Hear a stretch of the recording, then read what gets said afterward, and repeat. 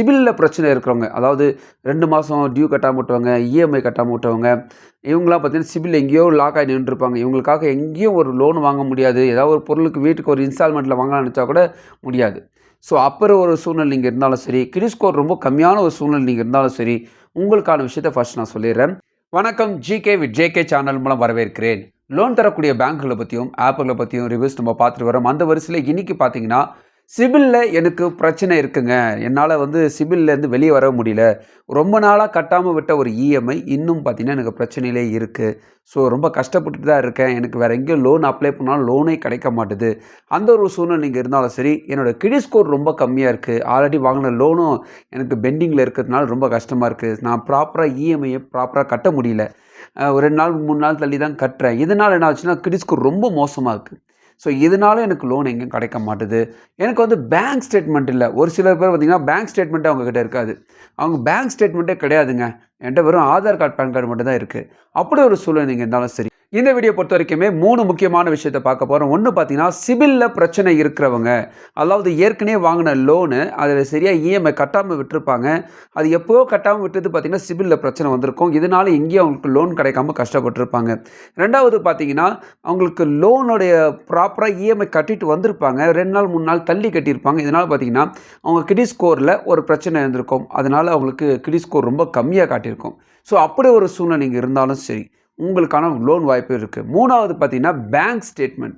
சில பேருக்கு Aadhaar card PAN card மட்டும்தான் இருக்கும், ஆனால் அவங்களுக்கு ப்ராப்பராக எங்கேயும் லோன் கிடைக்காது. எப்படி கிடைச்சாலும் ஒரு 30,000 40,000 தான் கிடைக்கும்.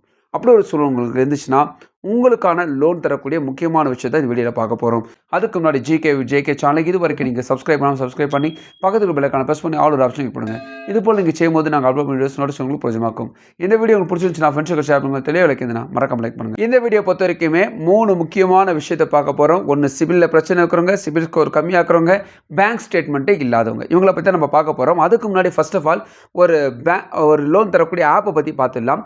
இந்த லோன் தரக்கூடிய ஆப்பை பொறுத்த வரைக்குமே 4.6 ஸ்டார் ரேட்டிங் இருக்கிறாங்க. வெறும் ஆதார் கார்டு பேன் கார்டு இருந்தாவே இவங்க லோன் கிடைக்கும். ஸோ அப்பேற்பட்ட ஒரு லோன் ஆப்பை பற்றி ஃபர்ஸ்ட் உங்களுக்கு சொல்லிடுறேன். அதுக்கப்புறமா பேங்க் ஸ்டேட்மெண்ட்டில் பிரச்சனை இருக்கிறவங்களுக்கான விஷயத்த சொல்கிறேன். அதுக்கப்புறமா சிபிலில் பிரச்சனை இருக்கிறவங்களுக்காகவும், அது சிபில் ஸ்கோர் கம்மியாக இருக்கிறவங்களுக்கு லோன் கிடைக்கும், அதுக்கு என்ன விஷயங்கள் அடுத்தடுத்து நம்ம பார்க்கலாம். Tradofina loan app. Tradofina small business app. இந்த ஆப்பை பொறுத்த வரைக்குமே 4.6 ஸ்டார் ரேட்டிங் இருக்கிறாங்க. நிறைய பேருக்கு இவங்க லோன் கொடுத்துருக்காங்க. இந்த ஆப்பை நீங்கள் ப்ளே ஸ்டோர் போய் டவுன்லோட் பண்ணிங்கன்னா ஓப்பன் ஆனே பார்த்தீங்கன்னா மொபைல் நம்பர் கேட்குது. மொபைல் நம்பர் கொடுத்த பிறகு ஓடிபி வரும். ஓடிபி கொடுத்த பிறகு பெர்மிஷன்ஸ் கேட்குது. பெர்மிஷன்ஸ்லாம் நீங்கள் ஸ்க்ரால் பண்ணிட்டீங்கன்னா your quick cash in just 5 minutes அவே போட்டு 60,000 காட்டுறாங்க. இது ஃபார் எக்ஸாம்பிளுக்காக காட்டுறாங்க. இன்னும் நம்ம நிறைய விதமான தகவல்கள் அவங்க கேட்பாங்க.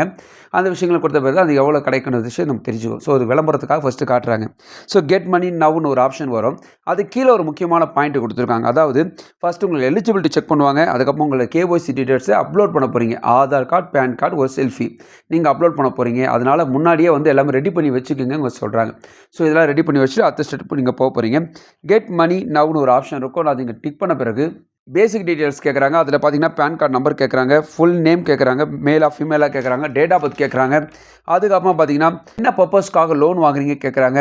ஃபேமிலி டீட்டெயில்ஸ் கேட்குறாங்க, ஃபாதர் நேம் அல்லது மதர் நேம் இங்கே கொடுக்க வேண்டியிருக்கும். டேர்ம் அண்ட் கண்டிஷன் ஒரு ஆப்ஷன் வருது, இங்கே கொடுத்துட்ட பிறகு கண்டினியூ ஒரு ஆப்ஷன் வருது, கொடுத்துட்டிங்கன்னா கேஒய்சி டாக்குமெண்ட்ஸ் கேட்குறாங்க. கேஒய்சி டாக்குமெண்ட்ஸில் ஆதார் கார்டு, பேன் கார்டு நான் சொன்னால முன்னாடியே அதெல்லாம் கையில் வச்சுக்கிறதுல ஒன்றுனா நீங்கள் அப்லோட் பண்ண போகிறீங்க. ஆதார் கார்டுக்கு 2 ஆப்ஷன் இருக்குது. ஒன்று பார்த்தீங்கன்னா ஓடிபி வரும். உங்கள் ஆதார் கார்டு நம்பர் போட்டிங்கன்னா ஓடிபி வரும்.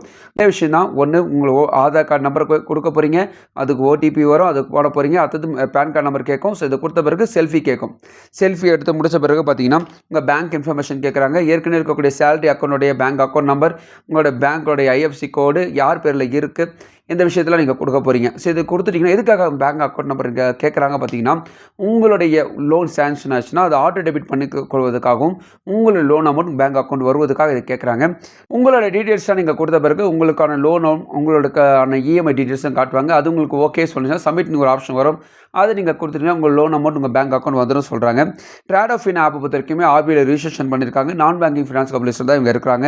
லோன் அமௌண்ட் எவ்வளோ தராங்கன்னா 5,000 60,000 லோன் அமௌண்ட் தராங்க. வட்டியை பொறுத்த வரைக்கும் 14% 28% பேர் அனுப்ப போட வாய்ப்பு இருக்குது.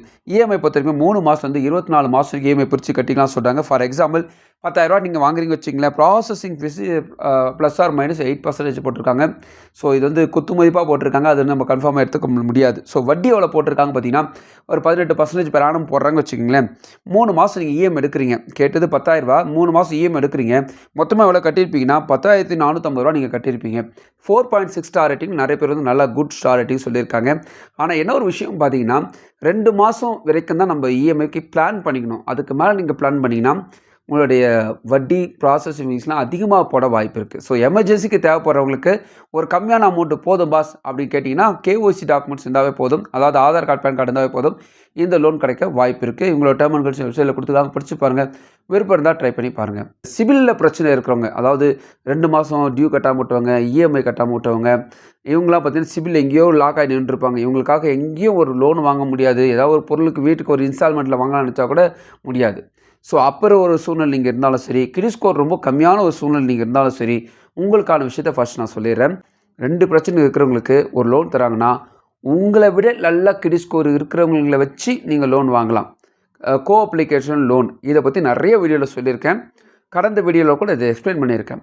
ஸோ கோ அப்ளிகேட் லோனுக்கு ஹஸ்பண்ட் அண்ட் ஒய்ஃபு அதாவது உங்களுடைய நண்பர்கள் யாராவது உங்களுக்கு உதவுற மாதிரி தான் நீங்கள் ட்ரை பண்ணலாம். இதுவும் கிடைக்காத பட்சத்தில் சொத்து, அதாவது உங்களுடைய அம்மா அப்பா பேரில் சொத்து இருந்தாலும் சரி, உங்கள் பேரில் இருந்தாலும் சரி, அல்லது உங்கள் கணவன் மனைவி பேரில் இருந்தாலும் சரி, இந்த சொத்தின் அடிப்படையில் நீங்கள் அடமான கடன் மார்ட்கேஜ் லோன் போட்டு வாங்க முடியும். இதுக்கு பெருசாக உங்ககிட்ட கிரெடிட் ஸ்கோரை அவங்க எதிர்பார்க்க மாட்டாங்க. ஸோ அவங்க என்ன பண்ணுவாங்கன்னா, சொத்தின் அடிப்படையில் நீங்கள் லோன் வாங்குறீங்கன்னா அந்த லோனை அடமான கடன் போட்டு நீங்கள் வாங்கலாம். உங்கள் பேரில் இல்லைனா கூட உங்கள் அப்பா அம்மா பேரில் இருந்துச்சுன்னா அவங்ககிட்ட நீங்கள் ரிக்வெஸ்ட் பண்ணி இந்த லோன் எனக்கு தேவைப்படுது, எனக்கு வந்து நீங்கள் ஹெல்ப் பண்ணுங்கள் சொன்னால் அவங்க சைன் பண்ணாங்கன்னா, அதாவது இவர் லோனுக்கு வாங்கியிருக்காரு, இந்த வீடுக்கு ஒரு லோன் வாங்குறதுக்கு எங்களுக்கு எந்த விதமான அப்ஜெக்ஷன் இல்லைன்னு நீங்கள் சொல்லுது, அவங்க சைன் பண்ணணும். இந்த அவங்க பேரில் இருக்கிற லோன் வந்து நீங்கள் லோன் வாங்குறீங்களா அந்த கம்பெனி பேருக்கு மாற்றப்படும் ஃபர்ஸ்ட் ஆஃப் ஆல். ஸோ மாற்றிடுவாங்க, பேரை மாற்றிடுவாங்க, ரிஜிஸ்ட்ரேஷன் பண்ணிவிடுவாங்க. அதுக்கு ஃபீஸ்லாம் நீங்கள் தான் கட்டுற மாதிரி இருக்கும். அதுக்கு என்ன வேல்யூவோ அதோடைய அமௌண்ட்டு உங்களுக்கு கிரெடிட் ஆகிடும். அப்படி கிரெடிட் ஆனாலும் உங்களுக்கு வந்து ப்ராப்பராக என்னென்ன இஎம்ஐ கட்ட வேண்டியிருக்கோ எல்லா விஷயத்தையும் அவங்க கொடுப்பாங்க. உங்களுக்கு இன்கம் அது கவனிப்பாங்க, அதாவது உங்களுடைய இன்கம் கட்ட முடியுமான்ற மாதிரி கவனிப்பாங்க. இதெல்லாம் முக்கியமான விஷயம். இதில் உங்கள் சிபில் ஸ்கோர் கம்மியாக இருந்தாலும் சரி, சிபிலில் பிரச்சனை இருந்தாலும் சரி, இதெல்லாம் கண்டுக்கவே மாட்டாங்க. உங்களுக்கு 100% இந்த வாய்ப்பு கிடைக்க வாய்ப்பு இருக்குது. ஸோ இதை மிஸ் பண்ணுறாதீங்க. இந்த லோன் கிடைக்க வாய்ப்பு இருக்குது. ஸோ சிபிலில் பிரச்சனை இருக்கிறவங்க, லோ சிபில்ஸில் இருக்கிறவங்களுக்கு மார்ட்கேஜ் லோன், அதாவது அடமான கடன் கிடைக்கும். அப்பா அம்மா பேரில் வாங்கும்போது அண்ணன் தம்பிங்களாம் அதுக்கு ஒப்புதல் சைன் பண்ணணும். ஓகே, நோ அப்ஜெக்ஷன் சைன் பண்ணணும். இது முக்கியமாக கவனிக்கணும். இப்போ பேங்க் ஸ்டேட்மெண்ட் வந்துடுவோம். பேங்க் ஸ்டேட்மெண்ட் என்கிட்ட இல்லைங்க, நான் என்ன பண்ணலாம்? ஒரு பேங்க் ஸ்டேட்மெண்ட் இருக்குதுன்னு வச்சுங்களேன். சேலரி பர்சனாக இருந்தாலும் மாதம் மாதம் சேலரி அக்கௌண்ட்டில் வந்துகிட்டே இருக்கும், நம்ம டிரான்சாக்ஷன் காட்டி வாங்கிடுவோம். ஆனால் பேங்க் ஸ்டேட்மெண்ட் இல்லாதவங்க ஒரு சேவிங்ஸ் அக்கௌண்ட் கண்டிப்பாக நீங்கள் ஓப்பன் பண்ணணும். அதில் நீங்கள் பணத்தை போடணும். என்கிட்ட பணத்தை போடுற மாதிரி ஐடியா இல்லைன்னா உங்களுடைய நண்பர்கள் அல்லது உங்களுடைய தெரிஞ்சவங்க அவங்களுக்கு பணம் புழக்கிற மாதிரி உங்களோட பணத்தை போட்டு யூஸ் பண்ணிக்கிற மாதிரி அவங்ககிட்ட சொல்லணும்.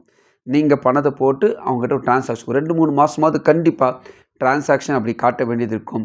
வெறும் 50,000 தான் கிடைக்குது, வெறும் 20,000 தான் கிடைக்குது, மேலேயே கிடைக்க மாட்டுது, அது போல் புலம்புறதுனால நம்மளுக்கு எதுவும் கிடைக்காது. ஆனால் அதுக்கான விஷயத்தை நீங்கள் செஞ்சீங்கன்னா உங்களுக்கு 50,000 கிடைக்கிற அதே இடத்துல 5 லட்ச ரூபா கிடைக்கும்.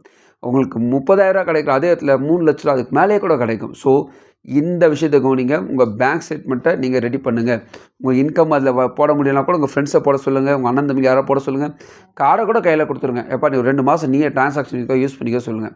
ஸோ நம்பிக்கையாக இருந்தால் அது பண்ணுங்கள். ஸோ டிரான்சாக்ஷன் நீங்கள் காட்டினா தான் பேங்க் ஸ்டேட்மெண்ட் உருவாகும்.